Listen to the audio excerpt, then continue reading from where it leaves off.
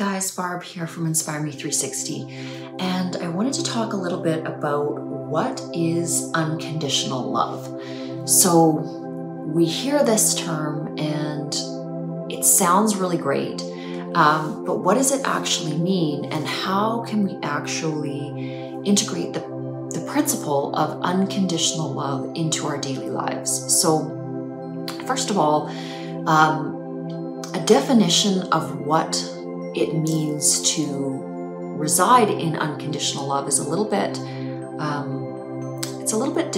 difficult to articulate, because it brings up so many projections of, what we see in our three-dimensional reality that is, fearful, that is painful, that are aspects of suffering that we experience. And so it's a difficult concept for our very logical, linear mind to grasp how to integrate unconditional love. And that's really the premise of what this video is about, and helping you to understand, and even myself to understand, because when I'm teaching these principles, I also learn more deeply as well.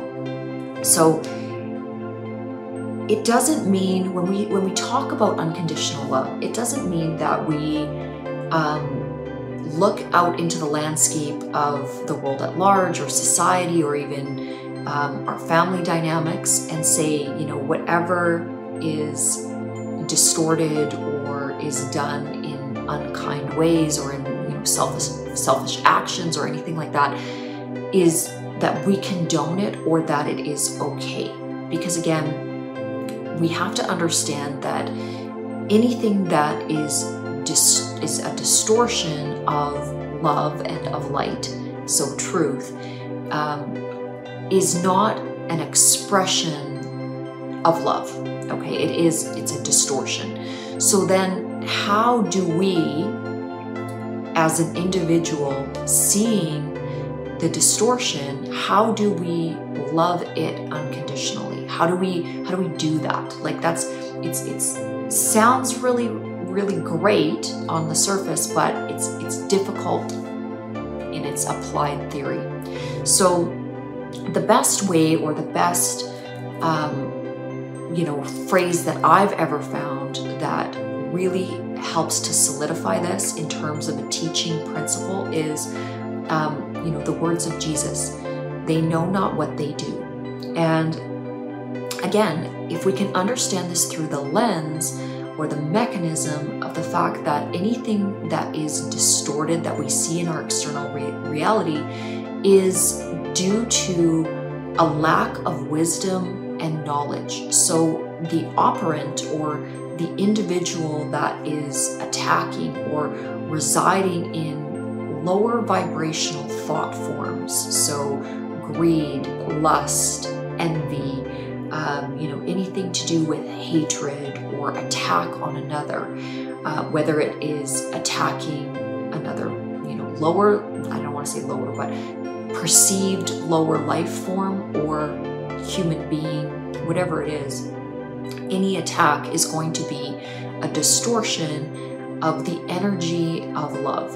And so if we can understand that any entity or any creature, any human being that is coming from a consciousness, or is residing in a vibrational frequency of conscious understanding that is calibrating at unconditional love, can also understand that those that are perceiving information from a different frame or from a different lens that is calibrating on a lower frequency, just is not knowing what they are doing. The lens is foggy, so they are seeing or streaming their consciousness through a distorted lens, and therefore their actions are not in alignment with the highest expression of quantum possibility for that entity or individual. And this is the premise of that teaching. So the other that we're observing doing any action, so any action that the other is doing against the collective, so any of the out-manifest world, or if that other is taking that action against us. And remember, an action can be a dialogue, it can be, you know, the spoken word in terms of attack, it could be a physical attack, it could be a mental attack where they're just, you know, thinking very low vibrational thoughts that still calibrate, you know, to the quantum field. It's still affecting the quantum mechanics that we are we're not separate from all that is. We reside within that quantum field. And so therefore, everything, every emanation of any frequency within the field at any time is affecting all of us. And once we understand that everything affects everything else, we can attune ourselves and our consciousness more closely to the upper echelon of vibrational frequencies. But again, back to that understanding of the other. So anytime we are observing another aspect of our human family taking on the distortion of attack in any way that it expresses itself, we go back to the teaching, they know not. So not knowing meaning that they are unaware or unawake. Okay, so they're not conscious of what they are doing. They know not what they do. So when we can understand through the lens of this teaching, this very high level spiritual teaching, we can then fall back into grace and fall back into the understanding of what unconditional love means. And essentially, it means to reside in a peaceful state of grace and love, no matter what is happening.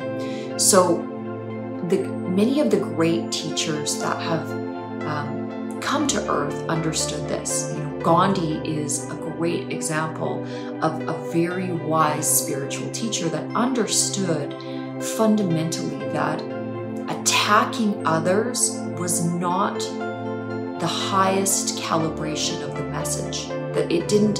That attack only makes you like the other. So that's an example again of war. So when we have one individual or a group of individuals that start to war with a people or another tribe, they are inciting attack.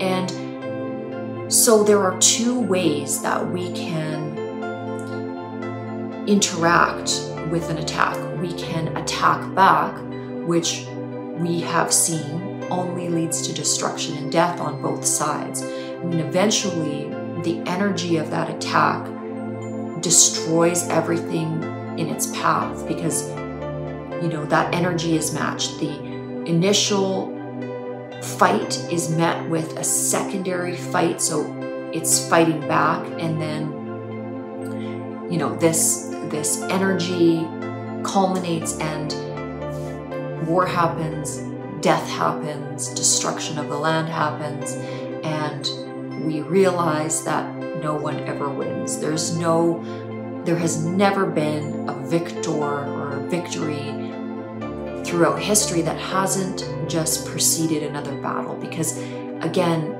there's never been on a global stage an aspect of true forgiveness, and these historical battle wounds or, you know, societal scars always lead to, you know, another face of attack showing up in some way, in some, you know, on the stage of our global human family. So going back to the secondary option for attack, and this is the gauntlet that Gandhi essentially took up, and this was peaceful dissemination of information, teaching love by being love.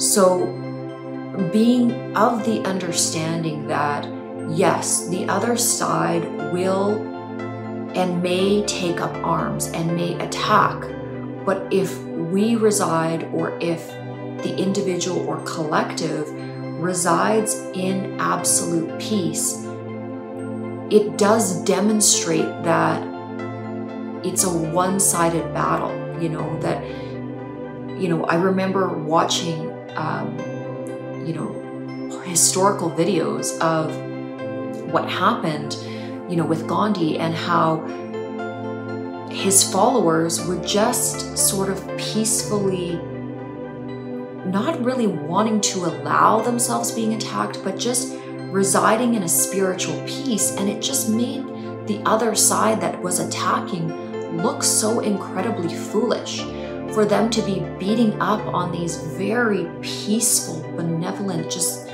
calm, beautiful expressions of humanity.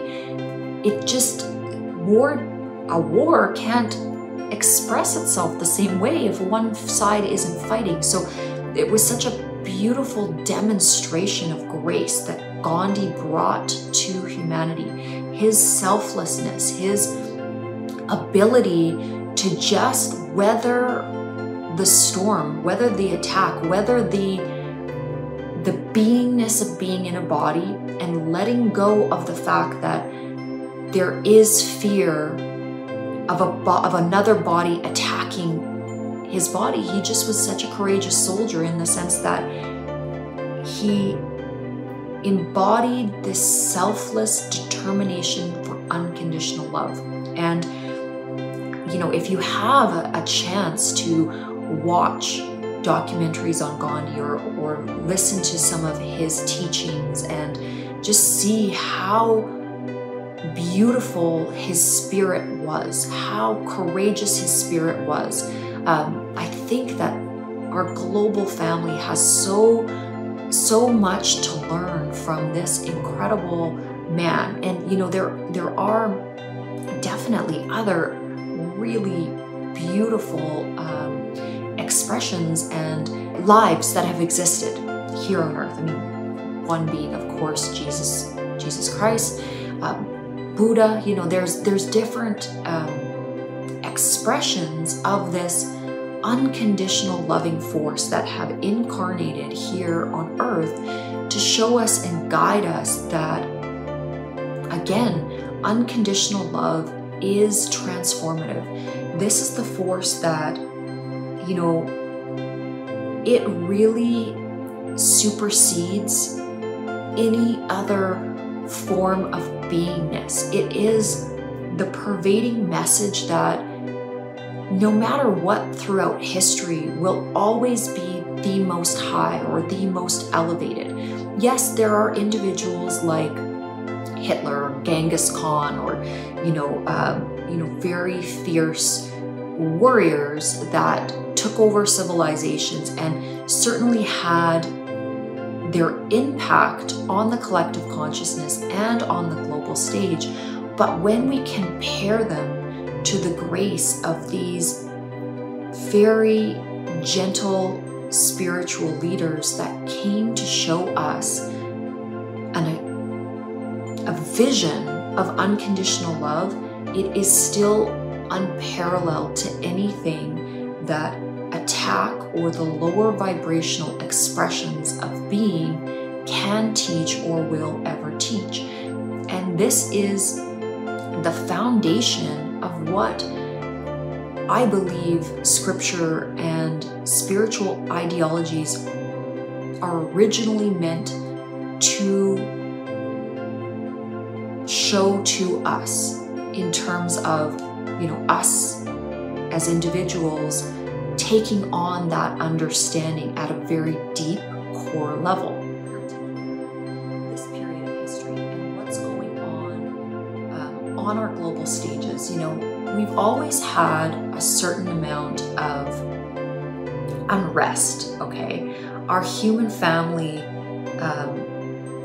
it goes in ebbs and flows. You know, there's times when there are very peaceful times. There's times when war breaks out and you can feel the tension.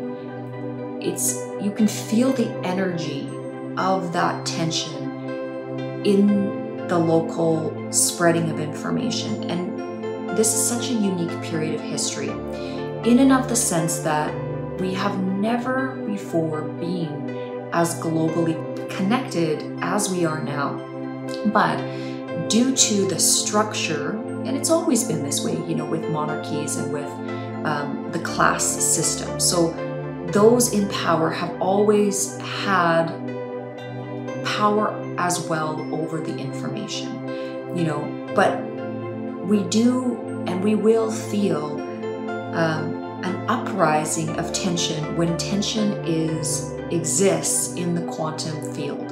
And we're feeling this a lot now here on Earth, specifically moving up towards the COVID-19 pandemic. And in the atmosphere and uncertainty that COVID-19 created, we do have a sort of underlying mass hysteria. In a certain sense, we can feel that bubbling happening when we see what's, you know, being portrayed in the media, you know, the rise of different YouTube channels, those that are teaching, and anybody that is speaking out or giving any kind of information is a teacher. Anytime you are utilizing your voice and you are transmitting some sort of a message, you are becoming a teacher. And so there are many different curriculums that teachers come to teach. It can be very three-dimensional, something that is like how to fix your sink or how to paint a painting. I mean, it can be as specific as, you know, making money in the stock market. Those are very three-dimensional and useful, logical types of teaching. There are other types of teaching which are more philosophical. So these would be, again, of a nature of how we want to express as a human family. So anytime we think about philosophy, scripture, dogma, this is a mechanism of teaching and utilizing the voice that is meant to create a deep type of thinking, an introspective thinking, and a search or a seeking for the knowledge of self. And so back to that principle of unconditional love. Why would we want to seek out or calibrate our thoughts towards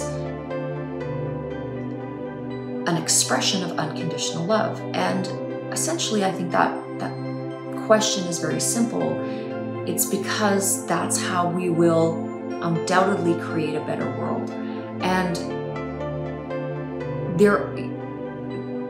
there are steps and there are different facets of how this permeates into our species, okay? No mechanism of learning is wrong. So when I say this, and this again goes back to the teaching of unconditional love, because if we can understand that principle of they know not what they do, we can understand that each expression of any given individual is just an expression of their understanding of where they're at. We cannot understand the lens of any other individual. And what I mean by that is the lens of consciousness. So others may have gone through really difficult experiences.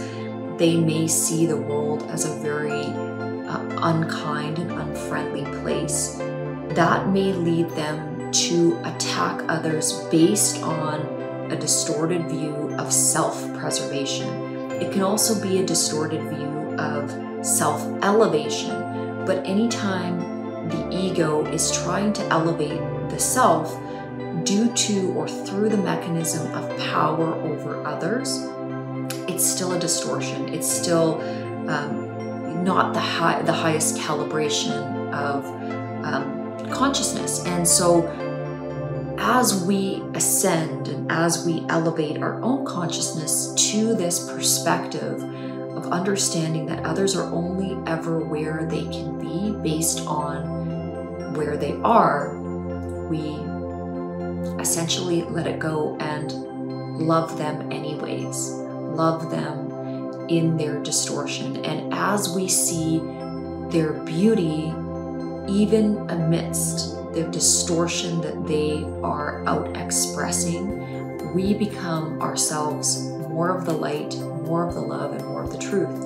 And if we can project that vision of beauty towards them and onto them, it will have an effect on them, whether we realize it or not, through our spiritual sight, in helping them to recognize a more graceful expression of themselves. And I know this particular teaching is very difficult to wrap one's head around, because we can have questions like, you know, what if somebody murdered our family? What if somebody, deeply hurt us, physically hurt us, mentally hurt us? How could we reside after an experience like that, or after going through a war, into the construction of unconditional love? But if you ask, even some of these individuals that are still incarnate here about going through the Holocaust, some of these survivors of the Holocaust, and they will tell you,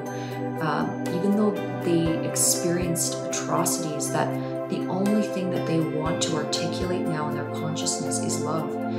Even though they did experience traumatic, tremendous devastation and pain and suffering, the only thing at the end of all of that that makes sense to most of them is love, because they realize that love is the only power that can heal, that love is the only aspect of our consciousness that can bring peace. And really, all of us on this journey are only ever looking for that peace and looking to return home to that unconditional love. So again, I may go into this in more detail in other videos, but hopefully this was, a little window into the mechanism of some of the great teachers of this, beautiful expression of, the law of one and ultimate wisdom, and the partaking of the principle of unconditional love. So have a beautiful day.